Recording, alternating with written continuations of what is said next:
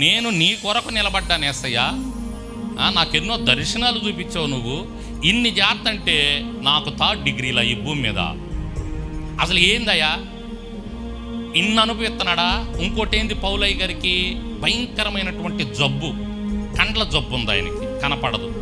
కొంతమంది కడుపులో జబ్బు అంటారు, కొంతమంది కండ్ల జబ్బు అంటారు, సరే ఏదో ఒకటి భయంకరమైన ముళ్ళు అది.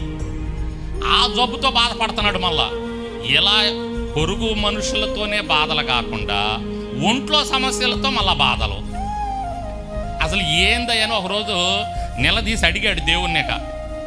అంటే నువ్వు ప్లేస్ చూసుకొని మంచిగా దేవుని సన్నిధిలోకి వచ్చి మోకరిచ్చి, ఏంది నాకు అసలు ఈ సమస్యలు ఏంది, నీ ఉద్దేశం ఏంది, నేను నీ కోసం బ్రతుకుతుంటే, నేను నీ కోసం ముందుకెళ్తుంటే, నేను నీ సేవ చేస్తుంటే, నలుగురికి నా యేసు దేవుడని గొప్పగా చెప్తుంటే నాకేంది ఈ బాధలో, అసలు ఏంది నీ ఉద్దేశం అని అడిగితే ఒక మాట చెప్తాడండి దేవుడు అక్కడ పౌలుకి.